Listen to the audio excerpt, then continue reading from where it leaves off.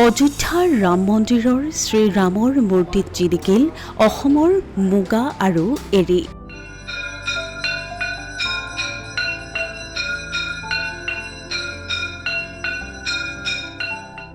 অক্ষয় তৃতীয়াৰ পবিত্ৰ ক্ষণত সজোৱা হ'ল শ্ৰীৰামচন্দ্ৰৰ মূৰ্তি। আজি পবিত্ৰ অক্ষয় তৃতীয়া।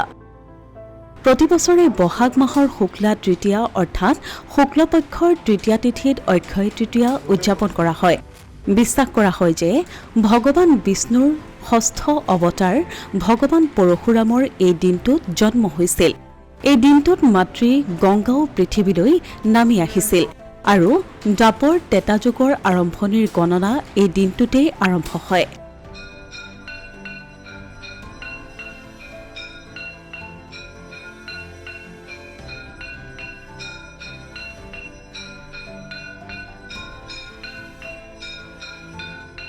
এই বছৰৰ অক্ষয় তৃতীয়া 10 মেৰ পুৱা 4:17 পৰা আৰম্ভ হৈ নিশা 2:50 শেষ হ'ব আৰু এইবাৰ এই উৎসৱটো গজকেশৰী, হাস আৰু শুকৰ্মা যুগত পৰিছে, যাক ভক্তসকলৰ বাবে অতি শুভ বুলি গণ্য কৰা হয়।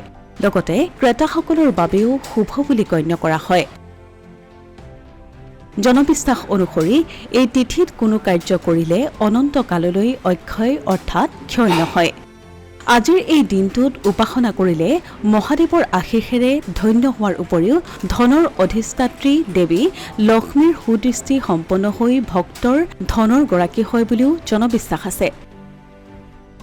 অক্ষয় তৃতীয়াৰ পবিত্ৰ ক্ষণত অযোধ্যাৰ ৰাম মন্দিৰৰ ভগৱান শ্ৰীৰামৰ মূৰ্তি সজোৱা হ'ল অসমৰ স্বাভিমানৰ প্ৰতীক মুগা আৰু এৰী কাপোৰেৰে। লগতে সজোৱা হ'ল সোণৰ অলংকাৰেৰে।